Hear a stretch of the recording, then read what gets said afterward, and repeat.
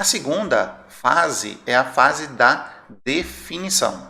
Então, uma vez que você conhece com profundidade as dificuldades e os problemas dos usuários, devemos avaliar nesta fase todas as informações coletadas. Então você já levantou todos os problemas, todas as dificuldades, tudo aquilo que causa alguma dor, algum problema para o seu usuário. Nessa hora agora você vai coletar essas informações e vai fazer uma avaliação. Você vai manter também somente as que sejam relevantes e valiosas para encontrar uma solução. Nas aulas anteriores, eu falei um pouco sobre isso, quando a gente falou sobre os 4 elementos do Design Thinking, onde a gente precisa definir o problema correto a ser resolvido.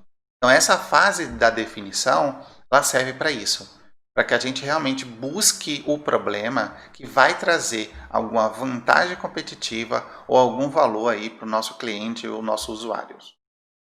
Também devemos ter em mente que nem sempre será possível resolver todos os problemas de uma única vez, né? Isso tem que ficar claro aqui para a gente.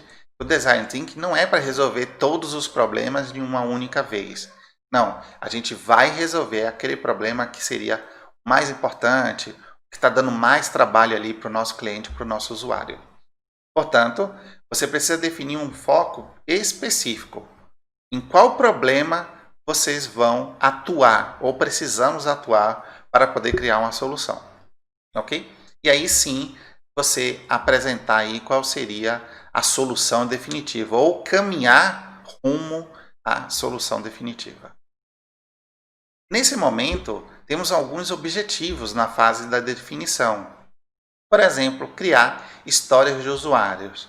E aqui eu quero abrir um paralelo com vocês de como o Design Thinking ajuda outras abordagens, metodologias e frameworks. Quando você fala história de usuário, ele está muito parecido aqui como um requisito de usuários, só que ele tem um poder, uma abrangência muito maior. Porque ele traz algumas coisas, alguns sentimentos para dentro da história do usuário, como, por exemplo, ele vai identificar o persona, ou seja, o nosso personagem, o nosso usuário, ele vai identificar quais são as ações que precisa ser feita e ele também vai identificar o objetivo por que precisamos fazer isso. Então, a história de usuário, ela traz essa estrutura, né? Ela tem o usuário, o nosso persona, ela tem a ação, aquilo que precisa ser feito, e ela também tem o objetivo, ou seja, qual a razão da gente estar fazendo isso e de que forma isso vai contribuir para o nosso usuário. Lembra que nas aulas anteriores a gente falou que o Design Thinking coloca sempre o usuário como foco de tudo? O foco é a pessoa. Então, na hora de você criar os requisitos, que agora a gente vai chamar de histórias de usuário, é focada no usuário, na pessoa, no persona. Legal? Você também vai, nessa fase de definição, fazer o resumo dos dados. Você vai fazer realmente um compilado daquilo que você levantou na fase anterior. Você vai interpretar as demandas do usuário, e isso aqui é uma regra básica, né? Às vezes o usuário não sabe o que quer. Então, nesse momento aí da fase do Design Thinking, a gente vai ter que interpretar essa demanda, vai ter que interpretar essa queixa, esse problema que o usuário nos trouxe. Então, é nesse momento que a gente precisa entender ele. Nós vamos definir a tecnologia que vai ser aplicada, nós vamos criar quadro de oportunidades, né, de ampliação que a gente pode, de acordo com o problema que foi levantado.